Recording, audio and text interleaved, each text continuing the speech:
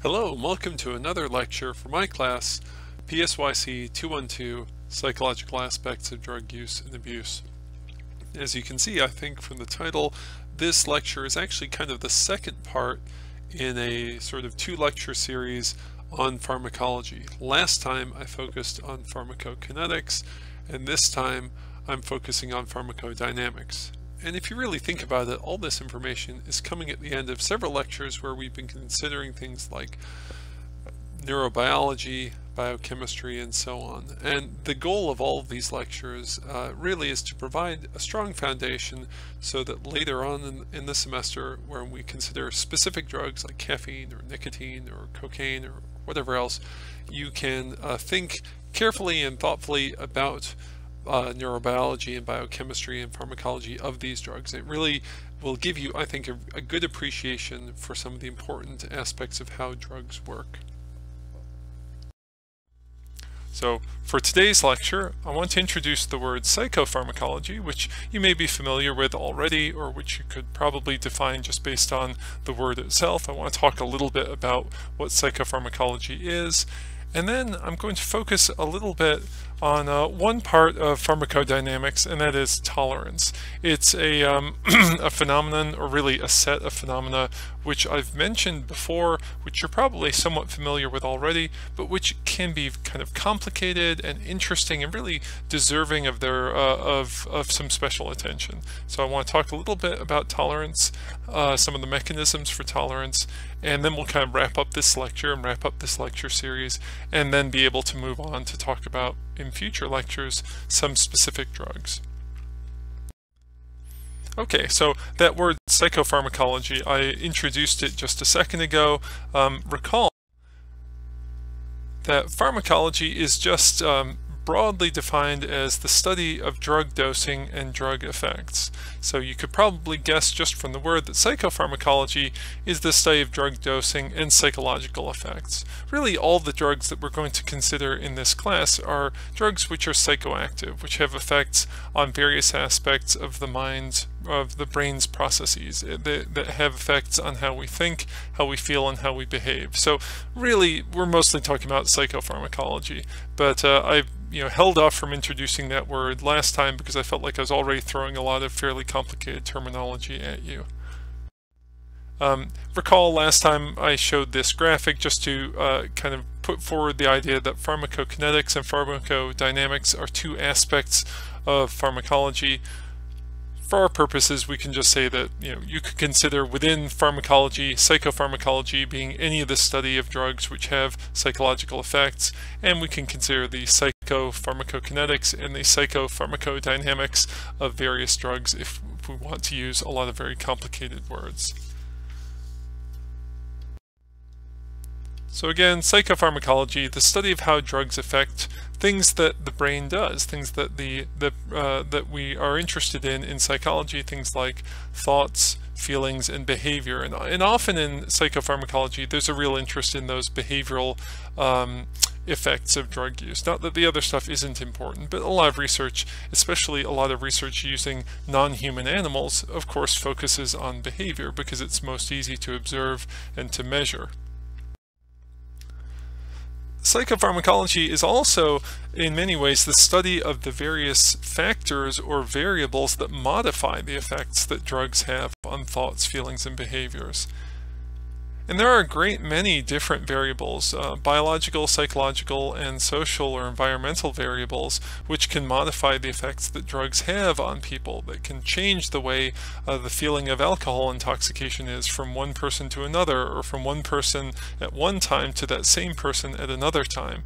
And it would be very complicated to talk about all these things right now in this lecture, so I'm going to really put off a lot of that discussion till later in the semester when I can focus on some of those factors for specific drugs. What I do want to focus on today is that phenomenon of tolerance, which I mentioned already. Tolerance is one of those factors or one of those variables which changes the way drugs are experienced, changes the effects that drugs have on people in terms of their thoughts, their feelings, and behavior. And like I said just a slide or two ago, I think tolerance really deserves a lot of attention and really can be kind of complicated and interesting to think about. So it's well worth, well, doing just that in this lecture. Tolerance is an interesting phenomenon to talk about, in part because we almost all of us have some experience of it already. Those of you who consume alcohol, those of you who use nicotine products probably are familiar with tolerance. Almost all of us use caffeinated products of one sort or another, whether they're coffee, tea, sports beverages, etc. So you probably know a little bit about tolerance for those drugs, say caffeine in particular, even if you haven't really thought too much about it yet. So simply defined, tolerance is a phenomenon that occurs following repeated use of a drug. So if we continue using a drug at a same or a fixed dose over time, we typically find, for most drugs, not all, but for most drugs, that the effect of each dose decreases. So a drug like caffeine, which is found in an espresso, sort of cup of coffee, will have a given effect or a given set of effects on someone, maybe making them feel more alert, maybe making them feel a bit jittery, increasing their heart rate, etc. Those effects will tend to decrease in their amplitude or decrease in their size or potency over time if that person keeps on using that same dose. He or she has the same size cup of coffee every day. The effect after a certain number of days of dosing in this fashion will be less than those effects on the first day when that dose was first introduced. And we can observe this in humans, we can observe this in non-human animals very easily for most drugs that we're interested in. What often goes along with tolerance, though, is, at least in humans or in animals who have access to varying quantities of drugs, who can choose to use more drugs if they want, is that people will tend to increase their dose of a drug as tolerance occurs, so as to offset that tolerance, so as to offset the declining potency of the drug with repeated use. So again, to be simplistic about it, you've probably had this experience before. If you drink, let's say, coffee in the morning, you may find that when you first started drinking coffee in the morning, 1 cup of coffee or a small cup of coffee was enough to make you feel kind of alert and ready to go, but you probably found over time that that same dose, that same size cup of coffee didn't really give you as much of a boost as it used to. And you may have adopted the practice of having 2 cups of coffee in the morning, or having a large cup of coffee, or having a stronger cup of coffee brewed with more coffee beans, or with additional shots of espresso or whatever else added into it. If you did this, whether you realized it or not, what you were doing is trying to offset the tolerance that your body was developing to some of the effects associated with the drug caffeine. Now, that sounds simple enough, and in some ways, of course, it is simple enough, but there are a couple interesting points that follow from it.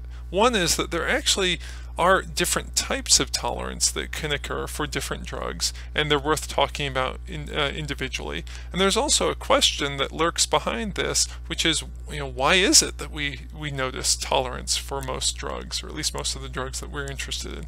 Why is it the case that the body experiences a decreasing set of effects for a given dose of drug if that dose is given repeatedly over time?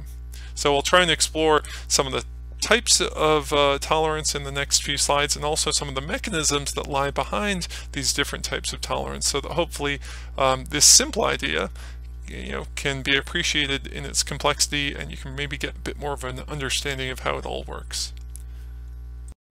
So the first type of tolerance to talk about is what's called dispositional tolerance, or it's often called dispositional tolerance. And again, the idea of all forms of tolerance is that with repeated use of a drug, the effect of each dose decreases. So that's the basic idea of tolerance.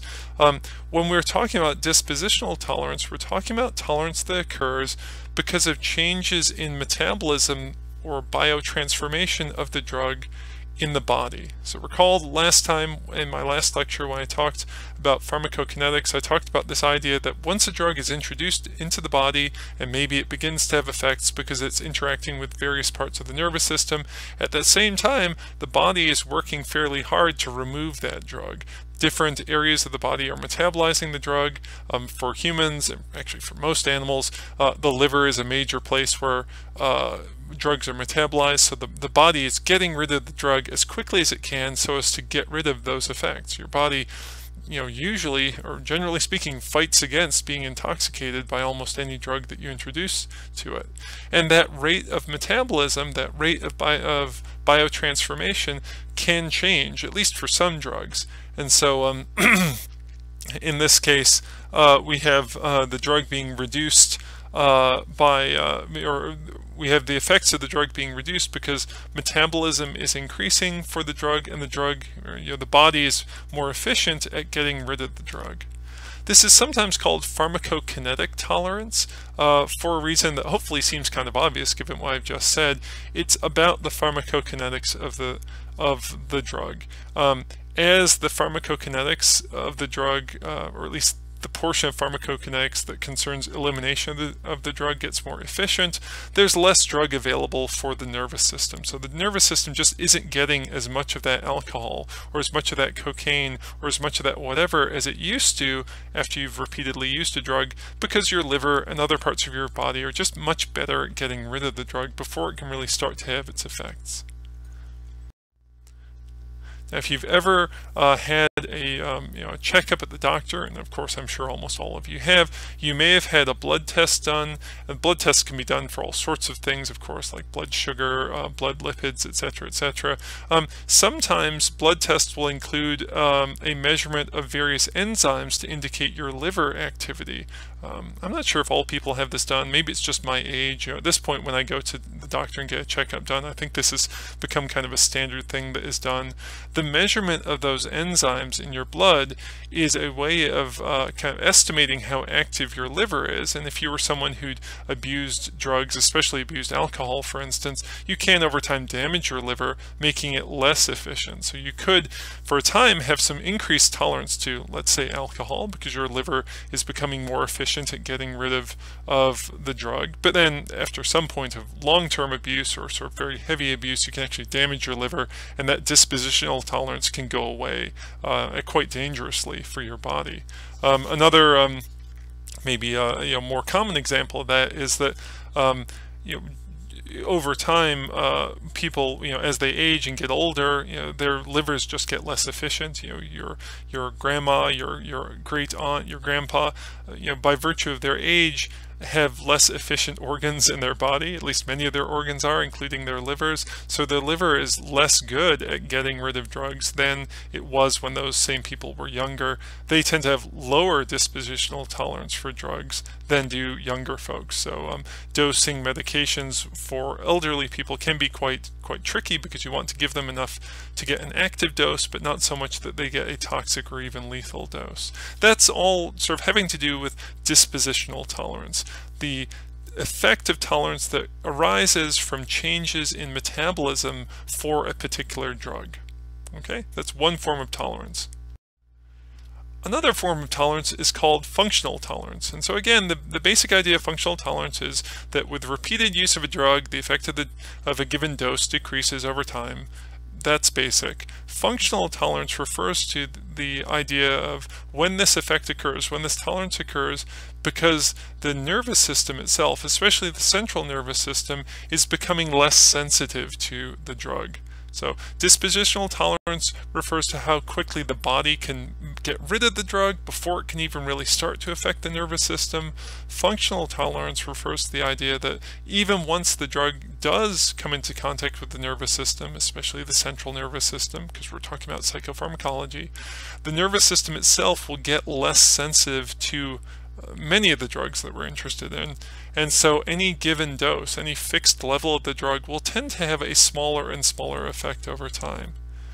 Now this is sometimes called pharmacodynamic tolerance, because it really emphasizes changes in the nervous system, how the nervous system responds to the drug that underlie this form of tolerance. So functional tolerance, pharmacodynamic tolerance go together. Previously, of course, I introduced dispositional tolerance that is, is synonymous with pharmacokinetic tolerance. Okay. So we sometimes, if we want to be a bit fussy or a bit complicated about it, we can distinguish between acute and more long-term or protracted functional tolerance. Just to be a little bit clearer about that, acute functional tolerance is it occurs when, or is observed when within one session of drug use the effect of the drug changes over time, or the sensitivity of the nervous system changes over time. To break from showing all these pictures of coffee, I'll show a picture of another pretty common drug, that's alcohol. Of course, in this case, in an example, in a picture of beer. Alcohol is a drug where you can sometimes observe fairly good acute functional tolerance to the effects of the drug. So, for instance, alcohol tends to impair short-term memory at the doses that most people consume alcohol at. Those effects are not particularly strong, nor are they particularly long-lasting, but they can be observed fairly reliably. So if I was to give you a task that measured your short-term memory, for instance, asking you to memorize sets of letters or sets of numbers or symbols or things like that, and then I would get you to give them back to me after a short period of time, thus testing your short-term memory. And while you were doing this, I gave you a dose of alcohol in a beverage. I would observe a greater impairment in your short-term memory from the alcohol as your blood alcohol level was rising than when it was falling. So if I picked an arbitrary point in your blood alcohol curve, like when your blood alcohol level had risen to 0.06 or 0.08, and I measured your level of impairment as your blood alcohol was going up, essentially as your body was getting more drunk, and then I measured your short-term memory at the same point, at 0.08 or 0.06, when your blood alcohol was falling as you were sobering up, I'd notice a greater impairment on that ascending limb earlier on in your drinking episode than on your descending limb of intoxication later on in your drinking episode.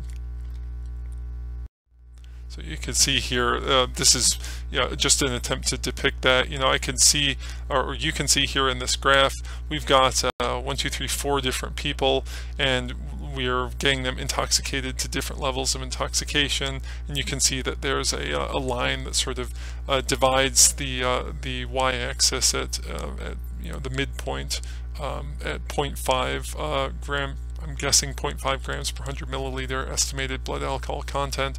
The idea is if you tried to measure, let's say, someone's short-term memory as they were getting more drunk, as the curve was rising, you'd see a greater impairment than as the curve was falling. If you did, that would be an example of acute functional tolerance. The brain, by the time you're sobering up, even though you're still drunk, your brain, your nervous tissue has become less sensitive to alcohol. So the presence of that alcohol isn't causing as much of an impairment in one of the aspects of intoxication, impairment in short-term memory.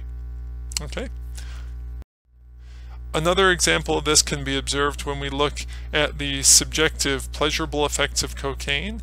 So if we look at one session of using cocaine, where someone might use several different doses across a given session, like within a period of half an hour or an hour of an evening when they're using cocaine, typically what happens is cocaine users will report the greatest amount of pleasure associated with that first use of cocaine, that first line or bump that they inhale, and much less with later uses of cocaine. So their nervous system is becoming is becoming less sensitive to the effects of cocaine, and thus they're getting less of a boost or less pleasure from each subsequent dose that they're using within one session of cocaine use. Now this has some interesting effects for cocaine users. You could imagine for the first use, the first line that the person snorts, they have a strong feeling of pleasure, but it quickly wears off because cocaine is a fairly short-lived high. So they go ahead and use a second line of cocaine, they sniff a second line of cocaine, and this doesn't produce as much pleasure as the previous one, so maybe they do a little bit more in an attempt to kind of get a bit more of that pleasure back, but the effects quickly wear off, because again, that's what happens. And then the third use of cocaine doesn't produce as much pleasure as the previous one, so maybe they try and use a little bit extra, and the effects quickly wear off. And you can imagine for someone behaving in this way, using cocaine in this way, they might quickly go through a lot of cocaine in an attempt to recreate the full pleasure that they got from that first use. But they're unlikely to be able to do so because they're fighting against acute functional tolerance, and they may have to use quite a bit more cocaine to get back to that initial pleasure. They may not even be able to get back to that initial pleasure. And it is just something that we tend to see with cocaine users. They tend to use cocaine pretty much until their supply is gone. So people, I'm sure there are people who are able to buy cocaine and keep it, and save it for later. But what often happens with cocaine users is they'll begin using cocaine intending to use just a little bit, and they'll end up using quite a bit more than they'd intended within one session of use. Of course, this can be dangerous because along with the pleasurable effects of using the drug, there are some dangerous effects of using the drug, including a very sharp increase in heart rate, which can lead to a variety of cardiovascular problems in the body, and can of course even be fatal.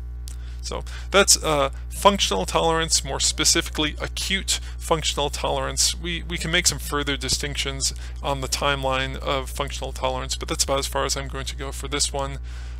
Let's move on and talk about behavioral tolerance. Behavioral tolerance, again, is an attempt to explain why, if you use repeatedly a fixed dose of drug, over time the effect of that dose decreases. That's the same as all other types of tolerance that I've talked about. But here, the reason why the tolerance is occurring is because the user is learning to compensate for the effects of the drug. So he or she is learning to offset the effects of the drug behaviorally.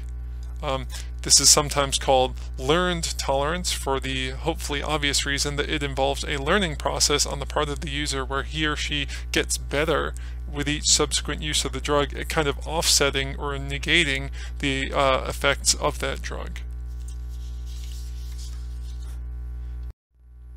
So a common example of this is acute behavioral tolerance for alcohol. As I mentioned in the previous lecture, a pretty common effect of alcohol intoxication is motor discoordination. So people stumble when they walk, they sway when they walk, they can even fall over, of course, and you may know this if it's ever happened to you, if you've drunk too much alcohol, or if you've seen people, you've been to a party or been out at a bar and seen someone who's had too much to drink and they're kind of swaying and stumbling around the room.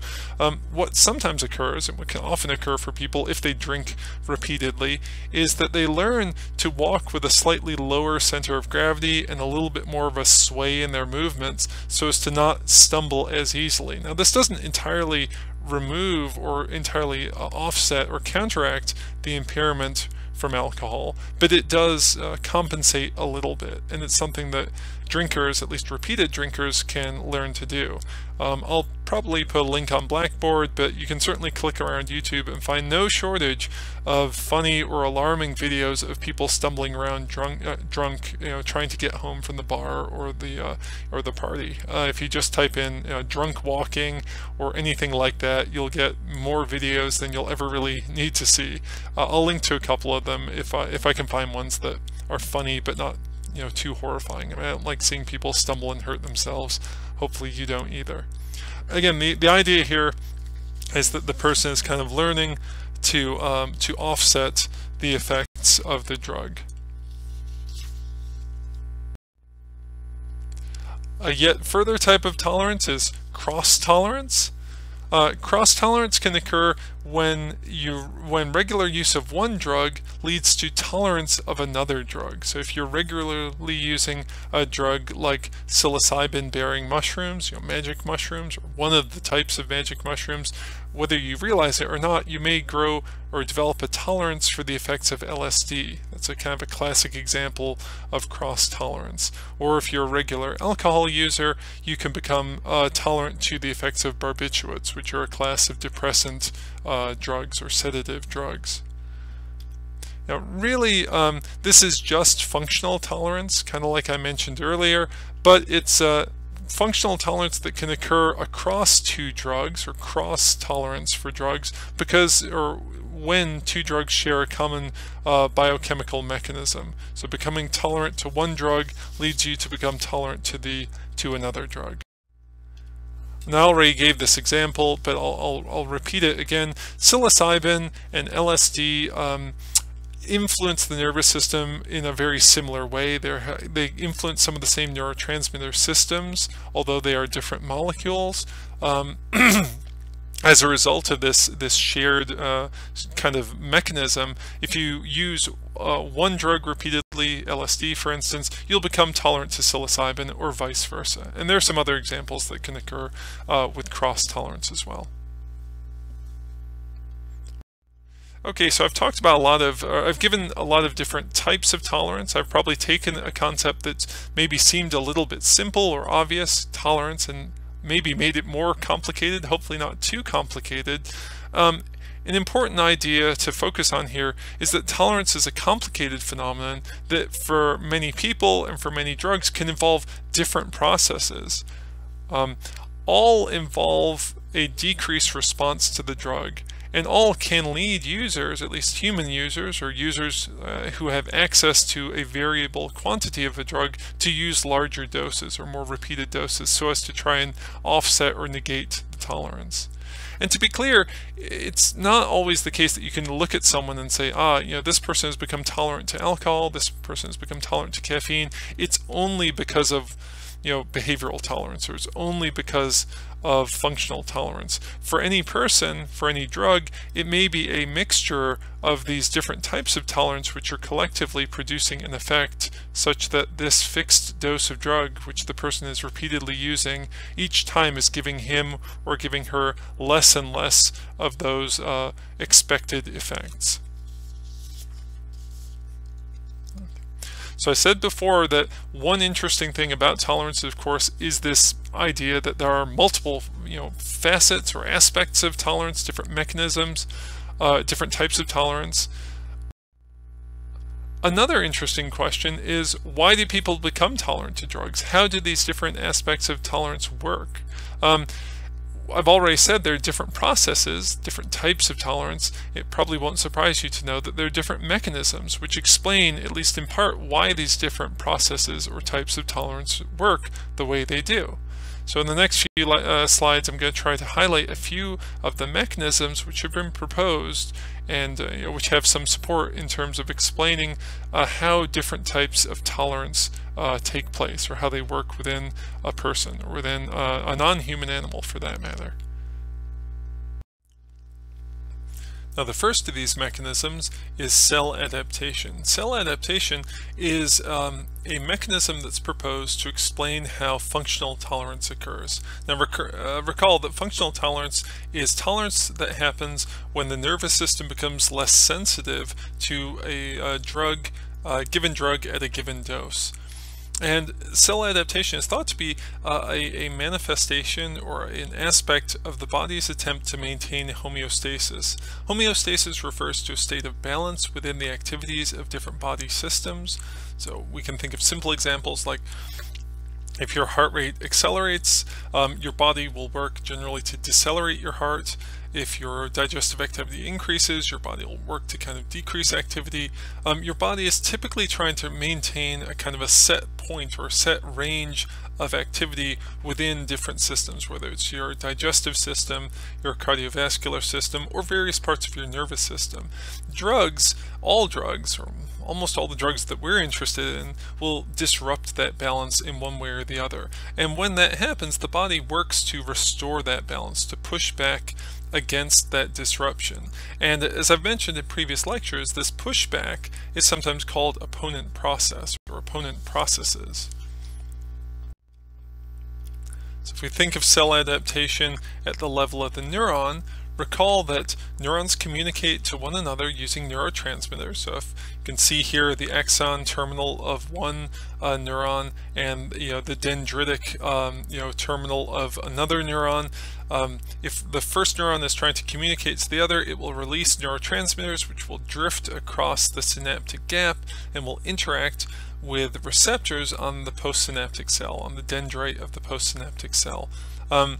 When drugs enter the nervous system, frequently they have their effects by disrupting the activity of neurotransmitter systems, causing, let's say, a massive increase in the release of a neurotransmitter, stopping the recycling of a neurotransmitter that might normally be occurring, or changing the rate of that recycling. Neurons adjust to this or adapt to this by changing the number of receptors that are present on their dendrites, or changing the sensitivity to those receptors, or by changing how quickly or how slowly they manufacture neurotransmitters. In one way or the other, trying to offset that disruption or kind of balance out that disruption that the drug is causing. Now, one example of this is the way the nervous system responds to the presence of MDMA. MDMA, or ecstasy, or sometimes called Molly, is a drug which causes fairly large release of monoamines, including dopamine, norepinephrine, and serotonin. And the high that people experience when they're using MDMA, the feeling of kind of strong positive emotions and a feeling of love and connection to other people, and to some extent distortions in the way the world around the user is perceived, those are the result of the disruption in different monoamine systems in the brain. Neurons in those different systems react to that disruption by downregulating themselves, by becoming less sensitive to their own neurotransmitters, and by producing less neurotransmitters, so that the kind of massive increase that the drug is pushing is made less effective, is blunted because of this decreased sensitivity in the nervous system. And interestingly, this cell adaptation is thought to explain why people will sometimes feel sort of depressed or dysphoric after they stop using MDMA. So if someone goes to a party or goes to an outdoor festival and takes some ecstasy or some Molly, while there they may feel very pleasantly high and sort of happy and in love with the world around them. But as the drug wears off, and as they leave and go home, they may feel a bit depressed, in part because now those monoamine systems in their brain, systems which are responsible for regulating emotions, are now kind of tuned down because they've been fighting against that tuning up process caused by the drug. So there's kind of a pictographic representation of how this might work. We have a serotonin neuron. Let's imagine it's somewhere within the mesolimbic dopaminergic pathway. That pathway also includes serotonin neurons, not just dopamine neurons. Suffice it to say, it's somewhere within the reward circuitry of the brain. And you can see here that normally what happens is the axon terminal of one neuron will release serotonin, and it will drift across the synaptic gap and will bond, or at least temporarily bind, to receptors on the postsynaptic side, on the dendrites of other neurons. Normally what happens is there's kind of a molecular recycling process where after a serotonin molecule bonds to a receptor, it will drift back into the gap and will get kind of sucked up by a molecular mechanism in the axon of the neuron and essentially gets recycled, so it can be used again and again. This is the normal process which occurs over very short timelines, milliseconds of time, in countless different synapses all throughout your nervous system. Here's just one synapse for one pair of neurons to kind of illustrate what this might look like, sort of. Now, part of why ecstasy works is it blocks that reuptake process. It blocks that recycling process, which has, at least temporarily, the effect of increasing the amount of serotonin that is drifting around in the synapse of the between the two neurons. So temporarily there's more serotonin available to interact with receptors than there normally would be, and this is thought to be part of the reason why people have such strong experiences when they're on ecstasy. They feel, instead of normal happy mood, they feel incredibly happy mood. Instead of feeling somewhat happy to be with their friends, they feel just in love with their friends, like these are the best people ever there could be. And then instead of thinking that they're having just a nice time at the party, they feel like this is the best thing that could ever happen to them because of all that extra serotonin drifting around and activating any available receptor. And again, this probably accounts for some of those strong feelings that people have, and even to some extent the disruption in the experience of the perceptual world around them, kind of changes in the way the world is perceived. MDMA is sometimes grouped in with hallucinogens because it produces some mild distortions in the way the world is perceived. Anyway, the short-term effects of ecstasy can be quite pleasant. Of course, people report elevated mood, but the in the kind of after effects of the drug can be fairly unpleasant. In the period of hours and days following ecstasy use, people sometimes report feelings of depression, feelings of irritability, feelings like the world is not very rewarding or very pleasant place to be. And the reason for this is thought to be that those systems in the brain, those monoamine systems, especially serotonin systems, which had been kind of overstimulated by the presence of MDMA because it was blocking the recycling process, adapt to that overstimulation by becoming less sensitive. Those little receptors on the postsynaptic side of the synaptic gap, on the dendrites of neurons, decrease in number and decrease in sensitivity such that the available serotonin, when it's now back to normal and its normal pattern of circulation, has less have fewer receptors to contact with, and because the recycling process has been blocked, there's less available serotonin to release anyway. So the person went from feeling normal mood to feeling very elevated mood while the drug was active to feeling kind of a below elevated mood, a kind of a depressed mood following the offset of the drug. So that's one attempt to explain tolerance, or especially a specific kind of tolerance, that is to say functional tolerance.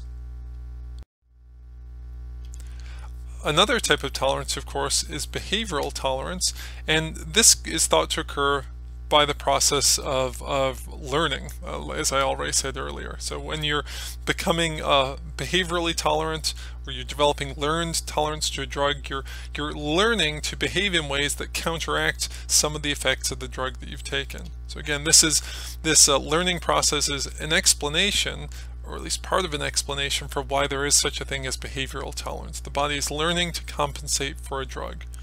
So again, this has to do with homeostasis, your body seeking to maintain a balance, not letting any of its systems become overly activated or overly deactivated.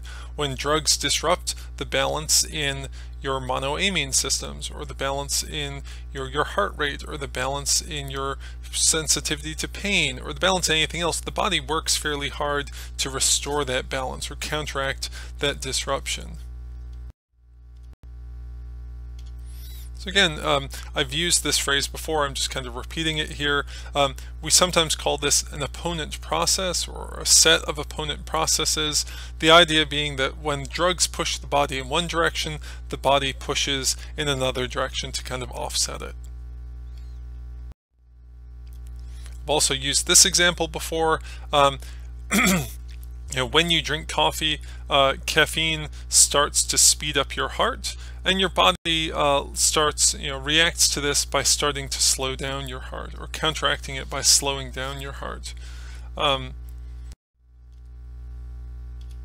With repeated use over time, that compensatory reaction, that slowing down reaction, gets stronger and stronger, producing less and less, or leading to less and less of an increased heart rate associated with caffeine, something that looks like tolerance to caffeine, at least tolerance in terms of caffeine's cardiovascular effects. Again, I've used this image before in previous lectures, but I'm just repeating it. Let's imagine that the red line here is the experience that a drug has, or an effect that the drug gives a user on on its initial use, whatever that effect may be, whether it's a change in heart rate or a change in serotonin activity or change in anything else, initially that effect is quite strong, but over time the body learns to balance it out with these opponent processes, whatever those may be, such that with later drug use the effect of the drug is blunted or limited, illustrated here in this kind of solid blue line on the second figure.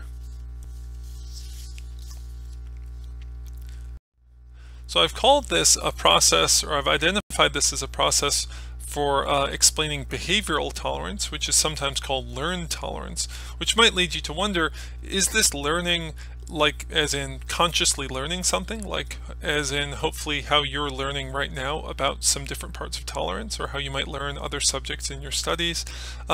Not exactly. This is learning in a much more basic sense. Again, as a bit of a repeat from earlier lectures, this is learning in the sense of classical conditioning, where one stimulus gets associated through to another through repeated pairing. So again, this is an image I've used before, and I apologize for the repeat, but I'm just trying to hopefully solidify this idea that if you pair two stimuli together, like in Pavlov's classic experiments with his dogs, if you pair food and a sound, a whistle together again and again, over time that whistle is enough to elicit some of the effects associated, to elicit some of the counteracting effects that the body normally engages in to offset the drug. So drug compensatory learning is what we sometimes call it. We think of coffee as a collection of cues that can be learned, the sight of coffee, the smell of coffee, the taste of coffee. The body learns or makes the association between these cues and increased heart rate. Whether you consciously realize it or not, your body recognizes that when the smell of coffee is present, when the taste of coffee is present, then the heart rate is fairly soon after will begin to accelerate, because caffeine will be present and interacting with the nervous system. The body makes these associations and begins to decrease heart rate activity even before the caffeine is present, using those cues as kind of early warning to get ready to counteract the effects of the drug. So it's learning in that fairly basic sense. And if you want to build up tolerance to a drug very quickly, you could even take advantage of this by using the same drug in the same way each time to maximize the chances for classical conditioning, maximize the chances for behavioral tolerance. So if you wanted to become particularly tolerant to a drug, I can't say I'd really advise this, but let's say you took a relatively benign drug like caffeine and thought, I want to become tolerant to caffeine, I want to get to the point where caffeine has little or no effect on me. Well, one way to do that would be just to drink the same dose or take the same dose of caffeine, the same size cup of coffee, the same brew of coffee at the same time of day in the same place repeatedly over time, so as to really maximize the chance for your mind to learn all the cues associated with that drug and be best able to mount its counteracting or opponent process. What if you can't do this? Can changes in environmental cues cause changes in tolerance? The answer to this actually is yes. If you use drugs in a new environment, or you use drugs in a different way than you've used them before, you can actually decrease your behavioral tolerance to the drug and can increase the risk of an overdose. I didn't include a slide on this in this particular lecture because this lecture is already getting a bit long, as I'm sure you've noticed, but there are some examples in recent years of celebrities who have died from drug overdoses. One of them was the actor who's in that TV series Glee. I think his name was Corey Monteith, a young guy in his 20s or early 30s who died from a heroin overdose. He'd previously, I'll have to look to see if that's heroin. I'm pretty sure it was a heroin overdose. I'll link to a news story on Blackboard to be sure I get my facts right. But essentially, he was someone who had had problems with drugs previously in his life, had undergone some treatment for drug dependence, and had at least allegedly been clean from using drugs for a period of time, and then went on to use drugs in a kind of a new environment. He went, used drugs in a new city, a place he hadn't used them before, and he died from an overdose. It's possible that what happened for him is his body didn't have those warning signals anymore. He'd lost some of his behavioral tolerance for the drug, and the body was less able to counteract the effects of the drug. And thus he unfortunately had a toxic reaction. He overdosed and died.